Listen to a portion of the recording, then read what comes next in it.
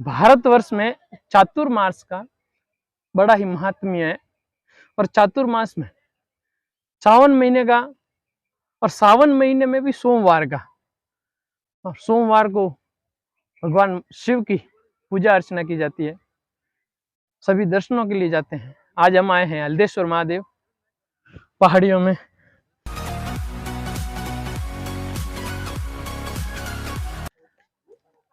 हल्देश्वर महादेव के मंदिर जा रहे हैं आज हम अपने सब भाइयों के साथ में, सब कजिन्स हैं।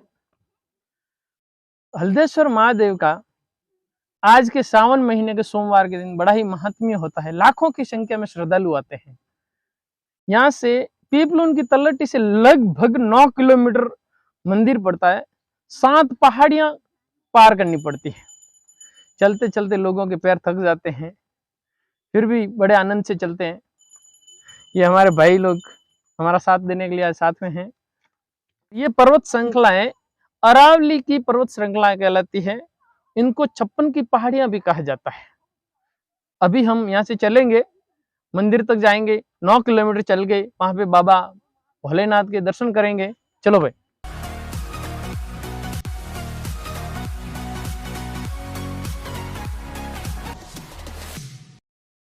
धीमे कदमों से महादेव पहाड़ियों में बढ़ते हुए भगवान शिव के दर्शन के लिए।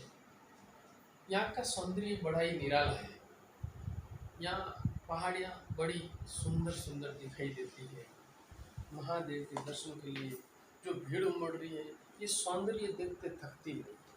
बस इन पहाड़ियों में एक ही कमी नजर आती है, वो है बबूल का पेड़।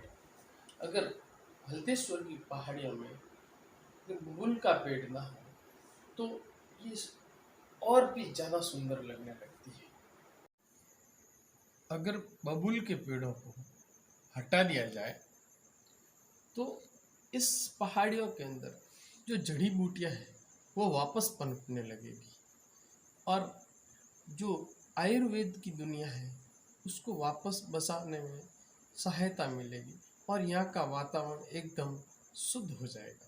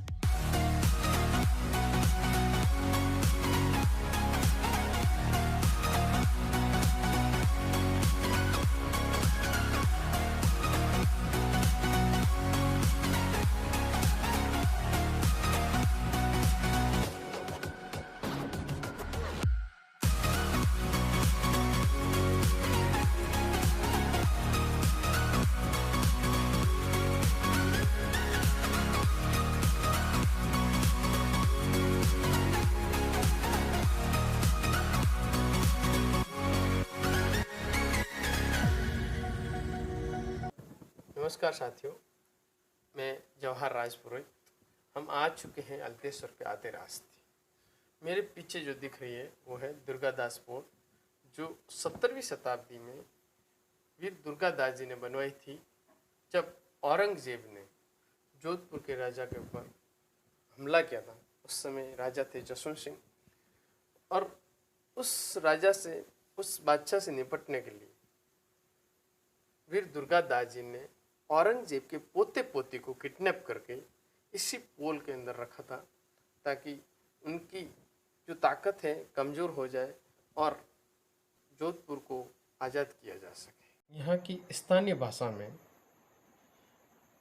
औरंगजेब के पोते पोती को पिंगला पिंगले भी कहते हैं। पिंगला पिंगले को दुर्गादास जी ने यहाँ पे किडनैप करके रखा था और जसवंत सिंह के जोधपुर को बचा दिया था।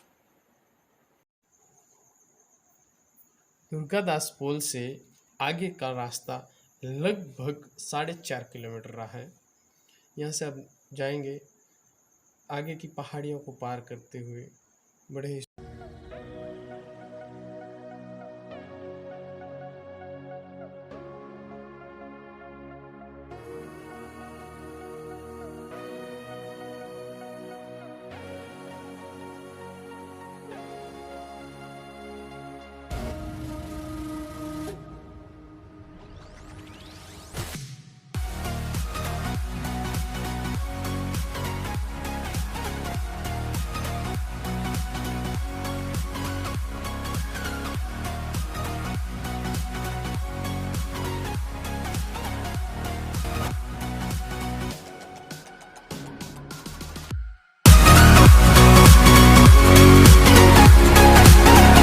सावन महीने में आने पर जो आनंद की अनुभूति होती है, वो आनंद की अनुभूति सावन की जो बूंदाबांदी की बारिश होती है उसको महसूस करने की वजह से होती है।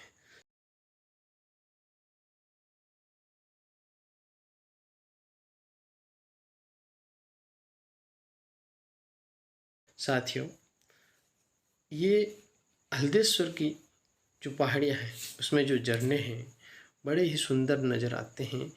इनमें हम सबको चलते चलते मधुर आवाज़ें सुनाई देती हैं। झरने कल कल की आवाज़ें करते हैं।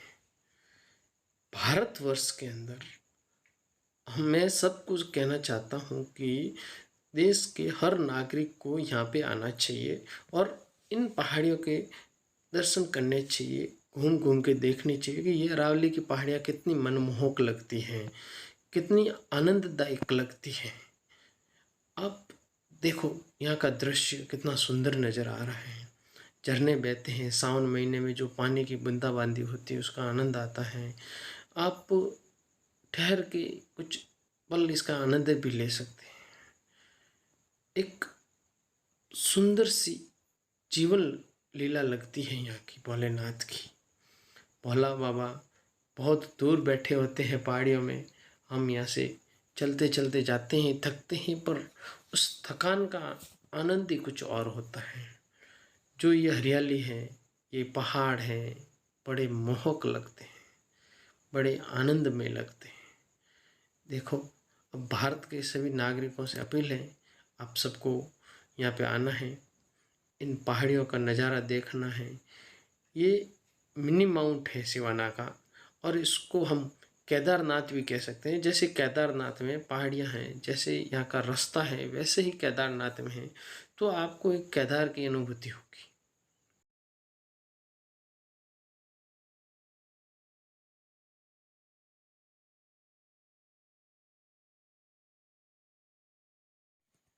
साथियों, देखिए सामने का नज़ारा कितना आनंदित लग रहा है। बादल ही बादल नजर आ रहे हैं।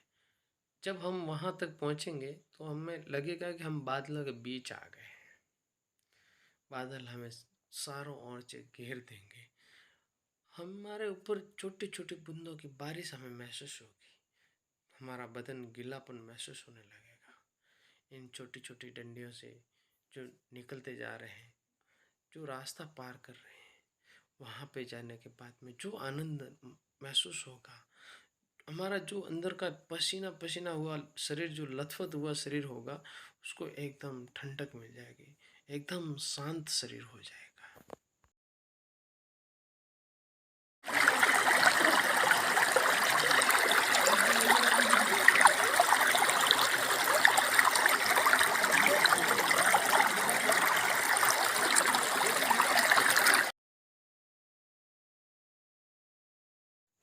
यहाँ से थोड़ी ही दूर पर भगवान हल्देश्वर महादेव का मंदिर है। यहाँ की एक मान्यता है कि जब भगवान शिव यहाँ पे प्रकट हुए तो यहाँ पे एक रबारी गाय चरा रहा था।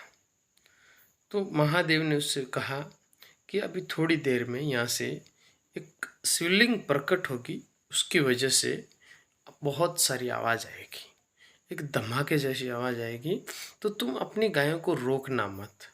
अगर तुमने गायों को रोक दिया तो वो गाय सबके सब पत्थर की हो जाएगी। जैसे ही थोड़ी देर बाद शिवलिंग प्रकट हुई, जो आवाज़ें आई, उन आवाज़ों की वजह से गायें इधर उधर भागने लगी। तो रबारी ने सोचा कि हमारी गायें तो सारी की सारी भाग जाएगी। तो उसने गायों को रोकने की कोशिश की। तो उसको पता नहीं था कि जो महादेव ने कहा है तो गायों को रोकने से वो पत्थर की हो जाएगी, लेकिन फिर भी उसने डर के मारे उन गायों को रोकने की कोशिश की, तो वो सब की सब गायें पत्थर की हो गई। तो ये जो सफ़ेद पत्थर दिख रहे हैं, कहते हैं कि ये सब गायें थी जो अब पत्थर बन चुकी हैं। ये ऐसी मान्यता है। अब के लोग यहाँ पे आते हैं जो छोटे छोटे गरौंदे बना रहे हैं, इन्हीं पत्थरों से बनाते हैं और भगवान से मन्नत मांगते हैं कि हे प्रभु, हमारे भी ऐसे पक्के मकान बन जाए, हमें भी ऐसी क्षमता देना कि हम ऐसे मकान बना पाएँ।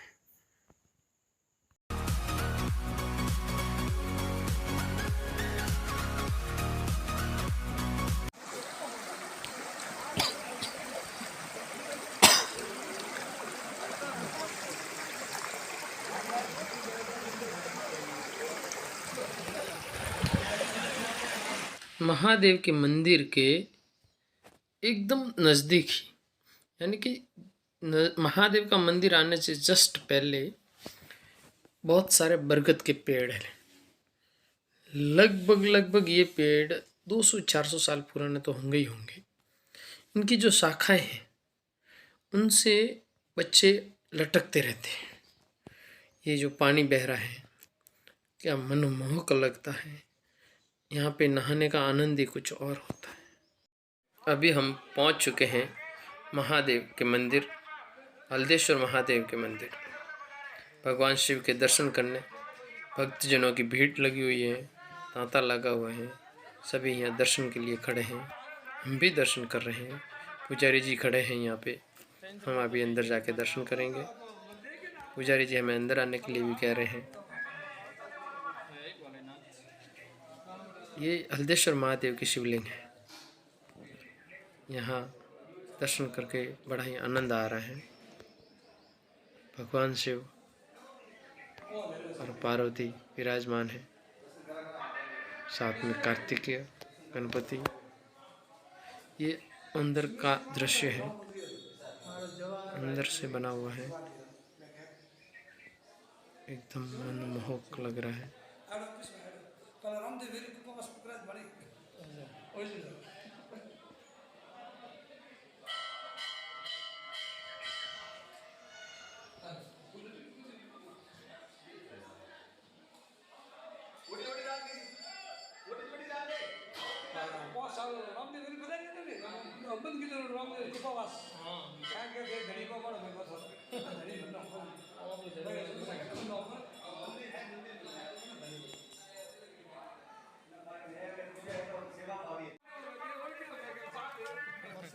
अभी हम परिक्रमा करेंगे महादेव की।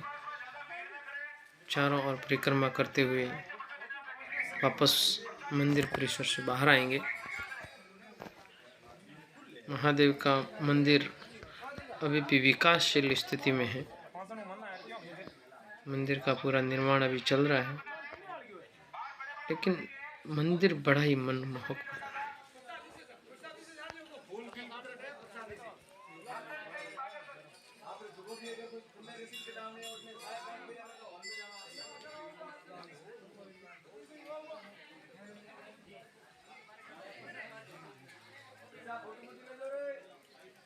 अब हम महादेव के धोने के दर्शन करेंगे, जहाँ होम हवन चल रहा है, और पास ही में जो चंदे की पर्चियाँ बना रहे हैं, जो मंदिर के विकास के लिए और पीपलों की तलेटी से मंदिर तक पहुंचने के लिए जो मंदिर बनने की प्रक्रिया चल रही है उसके लिए चंदे इकट्ठे कर रहे हैं ताकि मंदिर तक चलने के लिए रोड का निर्माण किया जा सके। मंदिर के पीछे का तालाब है ये। अब यहाँ से हम जाएंगे माँ अम्बे के दर्शन करने, सीधे चढ़ेंगे यहाँ पे। और ये हमारा भाई है जो यहाँ पे बीच बीच में बहुत बड़बड़ करता रहता है, मानता नहीं है बातें किसी की, इसलिए बहुत तकलीफ दे रहे हैं। अब यहाँ से हम टेढ़े मेढ़े रास्तों से जाएंगे, हमें कोई रास्ता तो मालूम नहीं है, सीधा माँ का मंदिर दिख रहा है बस। उसी सीधे मंदिर को देखते हुए हम सीधी पहाड़ी पे चढ़ेंगे और बड़े आनंद से वहाँ पे जाएंगे और माँ के दर्शन करेंगे।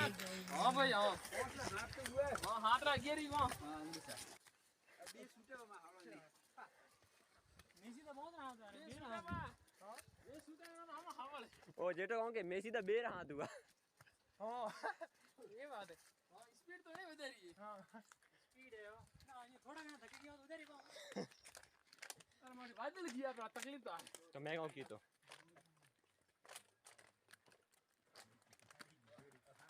हीरो हां लेनी कौन लेनी है? कोई जंगली इलाका की फिल्म में है नी। हां जानो हां अकेले नहीं अलग से एकलो प्लेस है के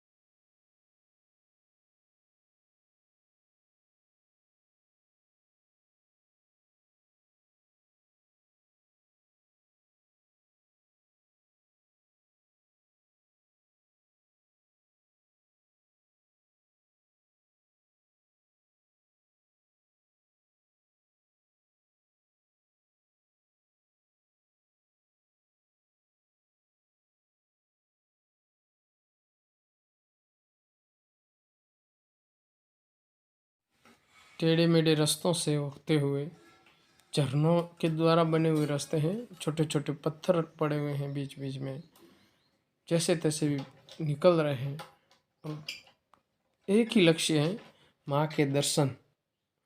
माँ के दर्शन के लिए हम जा रहे हैं, यहाँ से सीधा पहुँचेंगे। थोड़ा थोड़ा पानी भी आ रहा है झरनों का बीच बीच में।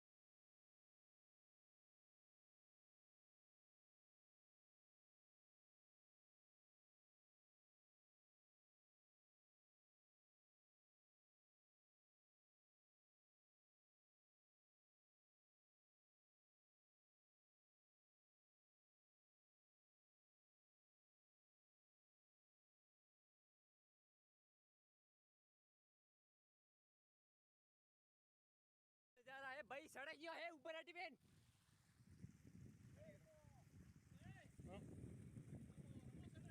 रमन लाला सरण तू मैं सीधा सरण तू रमन लाला ना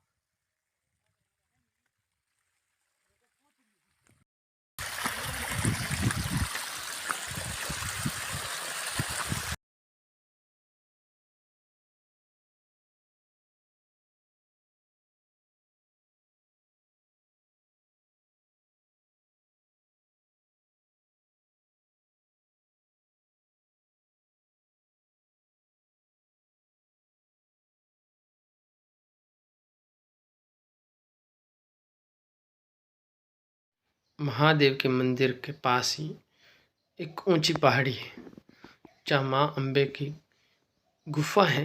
उस गुफा के अंदर माँ का मंदिर है। अब हम वहाँ जा रहे हैं दर्शन के लिए।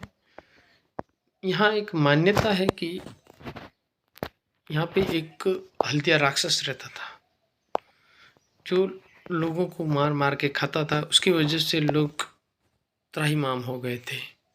लोगों ने माँ से प्रार्थना की कि हे माँ, हमको बचाओ, नहीं तो ये गांव के गांव खाली हो जाएंगे। तो माँ ने आके उस हल्दी राक्षस को मारने के लिए इसी पहाड़ी के अंदर से पत्थर को चीर के बाहर निकली थी और फिर हल्दी राक्षस को यहाँ पे मारा था।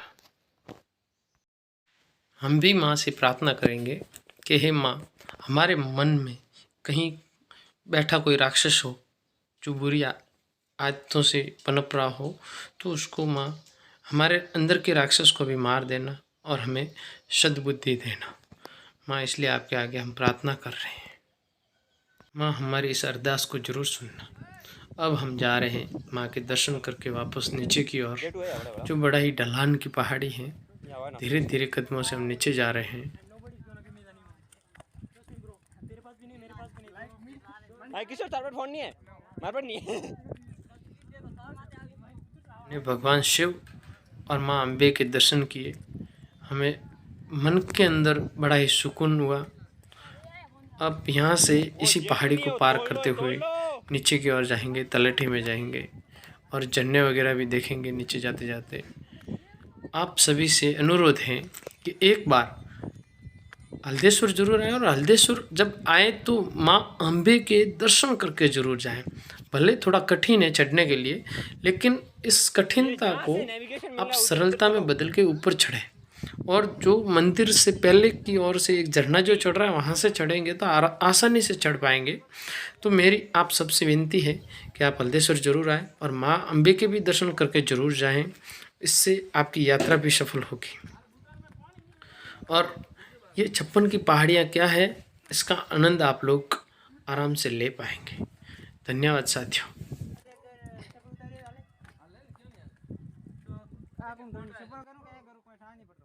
अरे ओए तोड़ लिए।